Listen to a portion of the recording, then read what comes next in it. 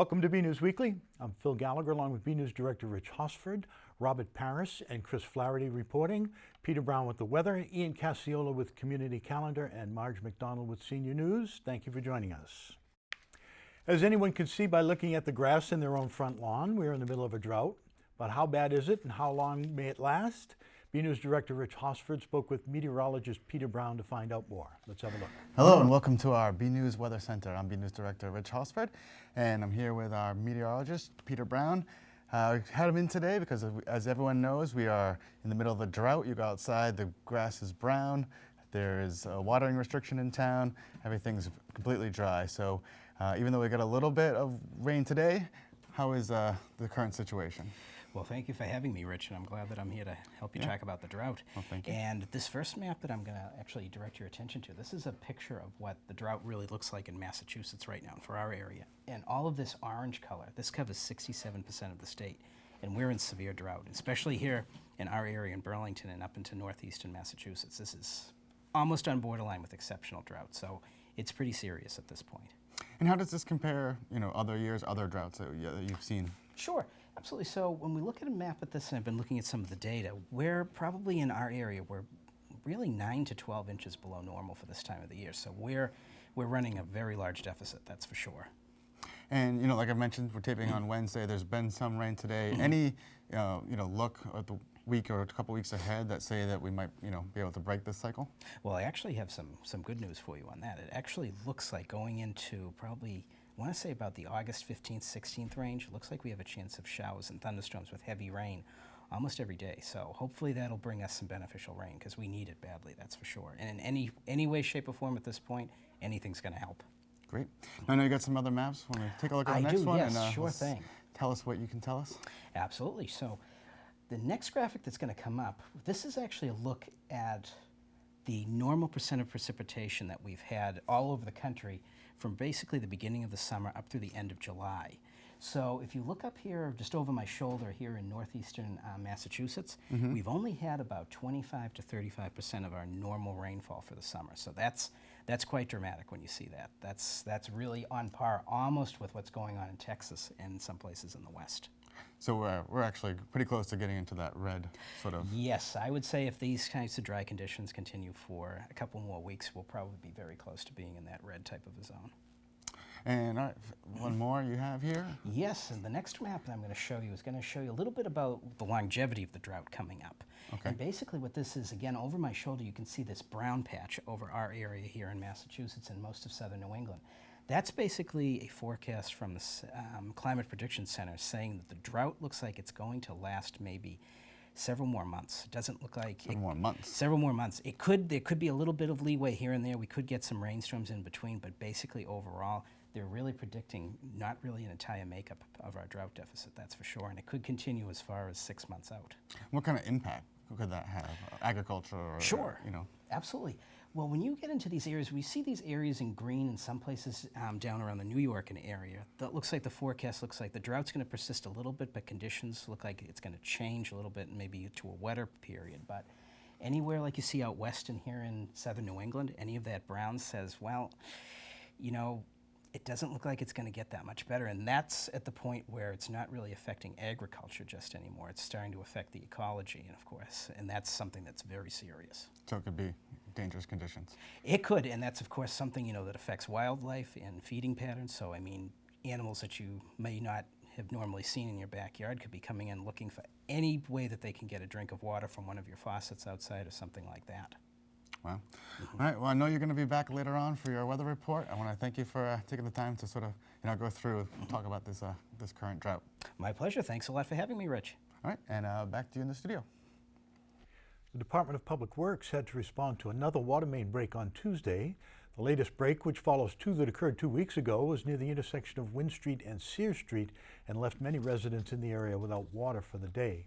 DPW Director John Sanchez said the main broke on Tuesday morning and began losing water immediately. Fortunately, he added, a member of his department happened to pass by and see it and was able to cut the water to the line fairly quickly. To fix the main, the DPW had to tear up an 8 by 12 foot area of the road and also a section of a resident's driveway. Sanchez said the town will, of course, take care of the driveway. As of 4 p.m., the DPW is beginning to turn the water back on to test the fix. Sanchez also spoke about the watering restriction while he was on the phone. Some communities in eastern Massachusetts have moved to a full watering ban, but Sanchez said that as of this time, the 1 day per week restriction is working.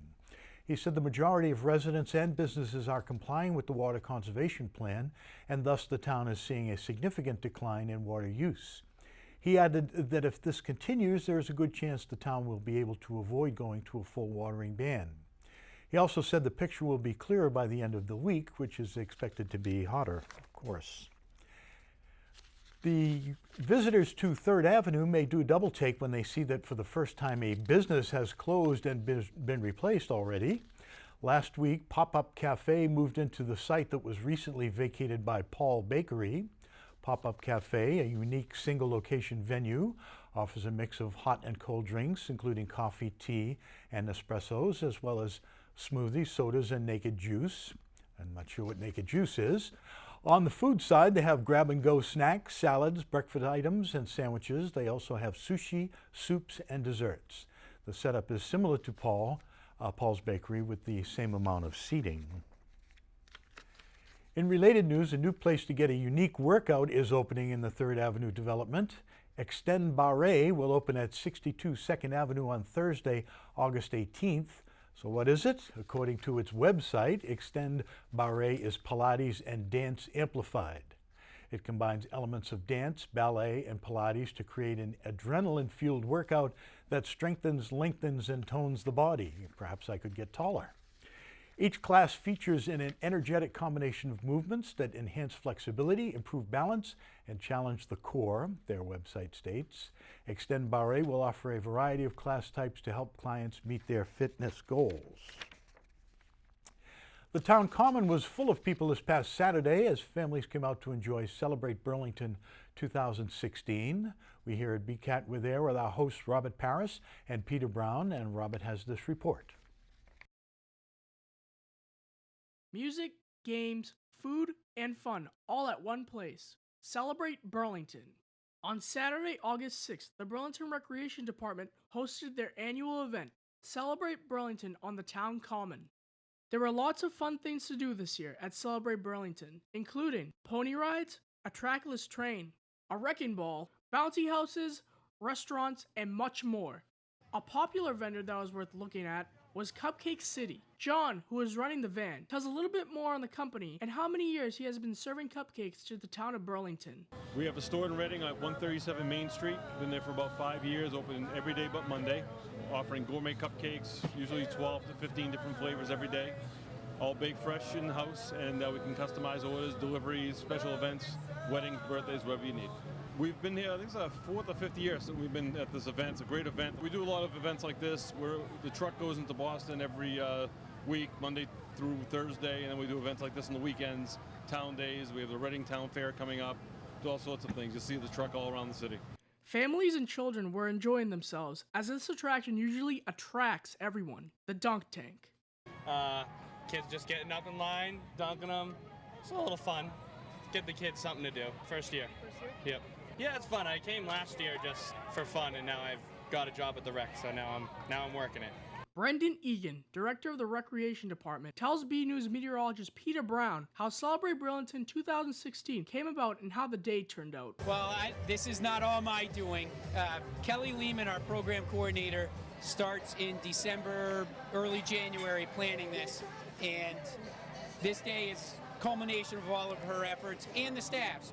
Park maintenance staff, the recreation staff, it's everyone's effort. It's a full department effort that makes this day happen. Beautiful weather.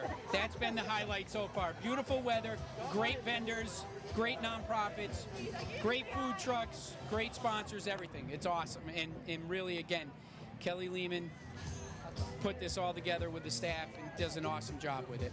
If you were there last Saturday, you may have noticed our own BCAT green screen magic fan. Peter Brown spoke with Brandy Sales, who is part of the board of directors, and former sports anchor Phil Acaro, who told Peter how the green screen becomes magic. People will come up, they'll pick a background, and then we'll put the background up on in our van, which probably take a look at. And right inside there, once you push a button, they put you wherever they want want to be. So they might be standing with Tom Brady, they might be standing with David Ortiz, they might be in the Green Monster, or they can pick their favorite superhero. And then they can say whatever they want on camera, and they're right there with them, right in the back room, which is kind of fun. And also, most of them will be used for 30-second fillers or breaks during in between shows. You know it's the end of summer when this event is just right around the corner. Election season. Amy Warfield, Burlington's town clerk, told Peter Brown about the upcoming elections in the fall. We actually are doing voter registration here today. We have the ability now to do online voter registration as well as paper forms, but it's a good chance to get out, get people who maybe haven't yet registered, or we've had a large number of people who are just checking their registration. They're not sure if they're registered, they're not sure if they're ready for the fall elections. We've had a lot of people, and in fact it's just kind of encouraging. It's always been a good event to see, but it's encouraging to see a lot of people coming out. And just to remind people that we do have 2 elections coming up this year. September 8th will be the state primary, and the deadline to register for that day is August 19th. And then the November election, November 8th, of course, and the deadline for that is October 19th. So we hope everybody gets registered and will come out. One piece of nostalgia that is at Celebrate Burlington every year is taking a ride on the old fire truck. Al Fay tells BCAT what he thinks of this year's Towns Day. Oh, it's the people, the kids, and we've been doing. I don't think I've missed any since they started, and it's a great. Brendan Egan, quite a guy. He called off the weatherman today and took care of all those clouds. When Brendan raised his hand, they all took off. Another great day, From the Town Common, I'm Robert Paris for BNews Weekly. We'll have a full special coming up soon on BCAT. Watch for it on our directory. 3 Burlington High School marching band members had a great showing during a competition at UMass Amherst last week. The college hosted the Drum Major Academy, and as part of that held a march-off, an intense competition. And on day 1, the BHS band's new junior drum major, Zian Sharka, won the whole thing. On the second day, Burlington's color guard captain Crystal Curran, a senior, won, and junior drum major Chris Costello placed in that competition. A march-off is a competition that tests marching technique, execution, composure under pressure, and quick verbal processing. A release from the BHS band boosters states, "Only this Simon Says game is sudden death and on steroids. You win or you die," which in this case means that a single mistake, no matter how slight, removes you from the competition. At DMA, the competition pits at least 350 of the best marchers in the state against each other. Burlington has had quite a few DMA march-off winners, as well as a final march-off winner. BHS band director Sean Buxbaum praised the members of the marching band that took part in the competition. In total, 7 Burlington musicians attended this year's 5-day, 4-night DMA, which is considered to be the nation's foremost authority on the art of drum majoring, and the cost was covered by the BHS Music Boosters. Here at BCAT, most of our programs are the products of our great volunteers. This year we noticed more and more of our younger volunteers stepping up to create new programming and work on existing ones. BNews reporter Chris Flaherty spoke to some of them about what they've been working on. Things don't slow down here at BCAT, even during the summer. And many of our younger volunteers have taken advantage of their time off from school to create new shows and programs. James Hurley is continuing his work on multiple projects, including his program, James's House of Rock. It is on an accidental hiatus right now, meaning I never meant for it to disappear for a little bit, but that's what happened. I'll be trying to get more on a regular schedule soon, but for now, our first hour-long special Behind the Music should be out soon. Last November, I went down to a recording studio that a friend of mine owns, and I learned all about how a recording studio runs, and I also had a friend of mine come and talk about maintaining a band. Maddie Shipka has been lending a hand in multiple projects at BCAT. She's helped out with the taping of the summer concerts on the Common, the program Something to Talk About, and the Burlington Rotary Special Olympics. Filming at BCAT has been awesome, and the creative process, everyone's just so open to new ideas, and I think that that's awesome. Both James and Maddie also produced their very first news pieces for BNews this summer. It was about Toto the tornado kitten. Kitten that was caught in an E5 tornado out in Western Mass. There was a special event at the library going on about him. It was Joe St. Pierre. I went down to Used Bookstore and interviewed him. I was very, very excited to have my first news story, and it's a very fun thing doing it, so I'd love to do some more later on. Meanwhile, 2 new programs have hit the airwaves this summer, also produced by high school volunteers. The first is The Ridiculous Show, hosted by Dhruvesh Rana. It's about theories and a bunch of weird stuff that we talk about. Some of the theories we have talked about is theory of mind, telepathy, the theory of telekinesis, and the bigger one was theory of multiverse. I always wanted to start a show. I've seen people, do shows on like YouTube and TV, and I thought, why not start my own show? Because I have create ideas, and my mom was saying, you have a big brain. It's not an insult if you think about it. Then we have The Couch Gamers, brought to you by Nick Connolly, Flynn Reardon, and Ethan Rousseau. But basically we play video games on TV, and then we have a couple news segments. We had the idea of making a show here for a while, and then we just started recording here. We wanted it to be a TV thing. We didn't want it to do it on YouTube, but we figured we'd post the episodes to YouTube so that if people can't watch it, then they can watch it on our channel. We really wanted to do it this summer because we had time. We had, during the school year, we had our studies and stuff like that, so we couldn't really focus on that. But since the summer rolled around, we were able to focus more on episodes, and it was a lot easier. The kids are all also a part of the BHS TV Club, which produces the monthly talk show Speak of the Devils.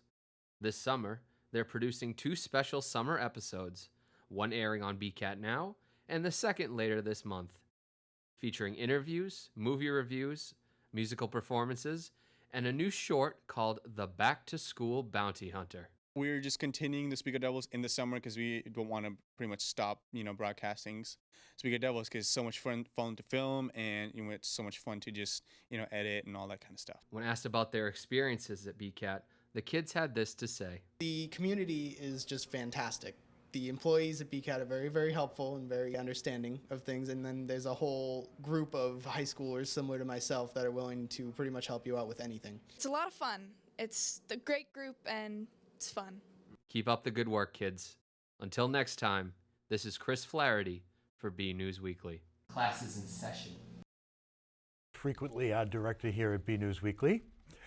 Residents who wish to vote in the upcoming state primary on September 8th should make sure they are registered before too long. According to a note from Burlington Town Clerk, the final day to register to vote in the primary is Friday, August 19th at 5 p.m. That's the state primary.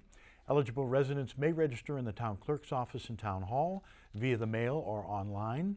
Forms are available at the library, Recreation Department, Post Office, Burlington High School, the Housing Authority, and Council on Aging.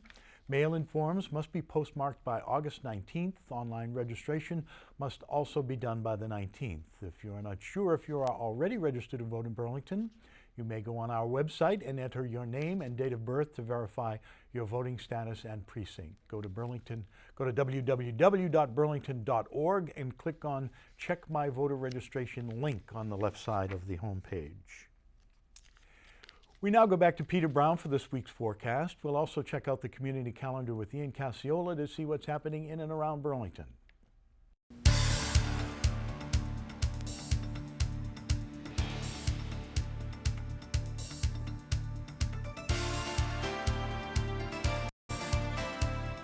Well, hello everyone, this is Peter Brown with your look at your weather coming up for the next period.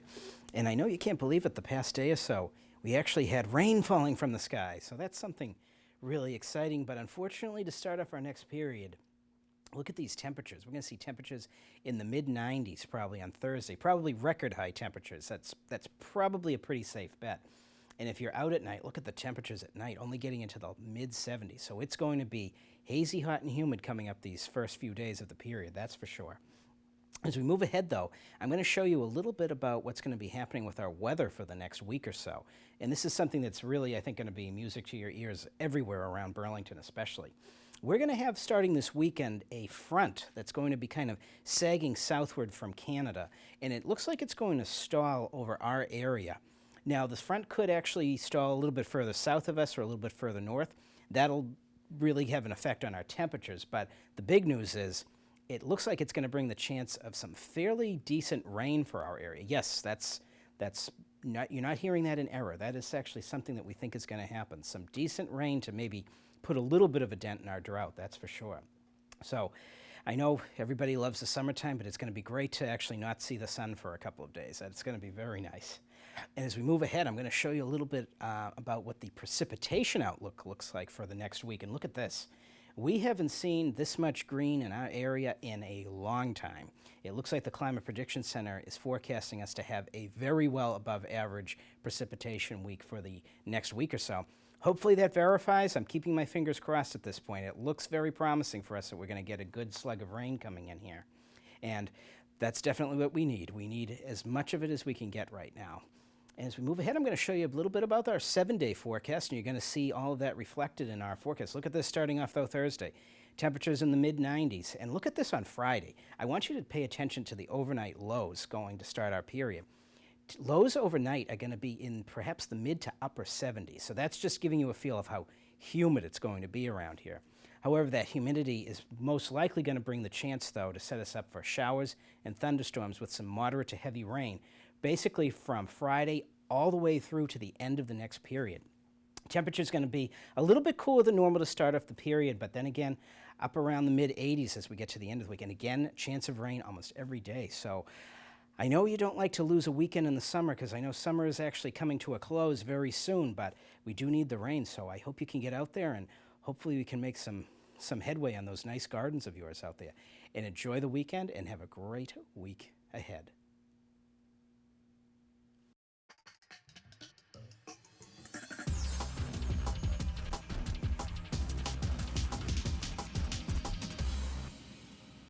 Hello and welcome to your community calendar. Parents, are you looking for a way for your kids to have a fun time reading?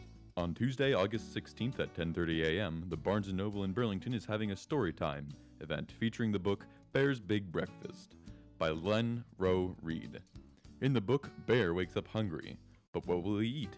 He knows he's craving something with the letter B. Will it be a bark, a bee, a boa, or something even more surprising? This fun, exciting read will be an enjoyable time for everyone. For more info, visit the Barnes & Noble website at barnesandnoble.com or call 781-273-3871. Parents, are your kids' stuffed animals ready to go for the gold? On Wednesday, August 17th from 11 to 11:45 a.m., the Burlington Public Library is hosting a Stuffed Animal Olympics. Bring your favorite stuffed animal for athletic challenges, Olympic games, crafts and activities, and lots of fun. This event is best for kids ages 2 to 6. This event is free. For more info, visit the Burlington Public Library at burlington.org or call 781-270-1692. Kids, have you been reading your summer reading books? On Friday, August 19th at 3 p.m., the Burlington Public Library is hosting a summer reading finale. Join the library for raffles, top 10 prizes, and ice cream. This event is for kids entering grades 6 through 12. The event is also free. For more info, contact the library at 781-270-1692 or visit the Burlington Public Library website at burlington.org. This has been your community calendar. I'm Ian Casciola. Back to you in the studio. One place where there is always something happening is the Senior Center. We go now to Council on Aging Director Marge McDonald for this week's Senior News. Hello. Summer is winding down, but it never seems to wind down at the Senior Center. We are very excited about a workshop for family caregivers of loved ones with Alzheimer's, sponsored by Tribute Home Care and Hearthstone.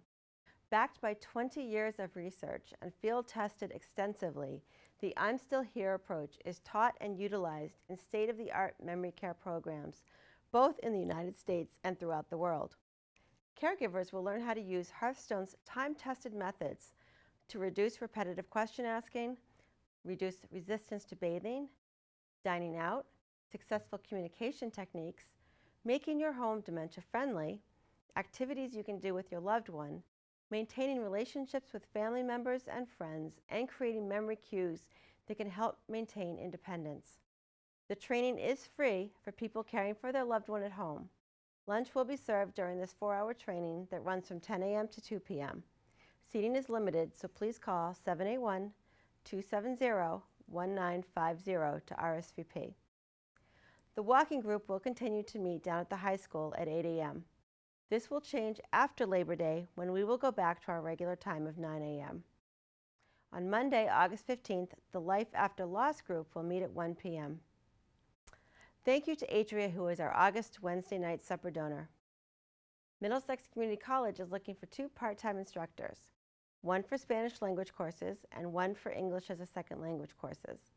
Contact Marilyn Glazer Weisner at 781-280-3934 for more information.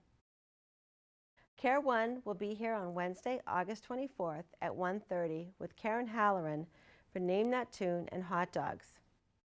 Rudy Vargas, physical therapist from Care 1 in Lexington, will be here on Tuesday, September 6th at 10 a.m. with healthy snacks to talk about fall prevention. Wednesday, September 7th, we'll be busy with the New Orleans Jazz Band at noon, the Farmers Market at 1, and an ice cream social sponsored by Beltone at 3 o'clock. That's all for now. I'm Marge McDonald, and I hope to see you at the Senior Center.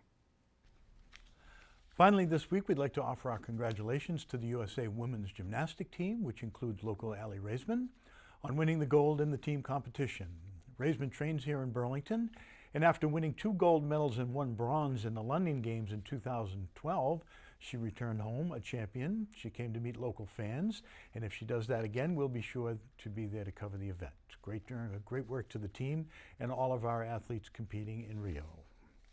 Okay, that's it from the news desk here at BNews Weekly. For Rich Hosford, Chris Flaherty, Robert Parrish, Peter Brown, Ian Casciola, and Marge McDonald, thank you for joining us.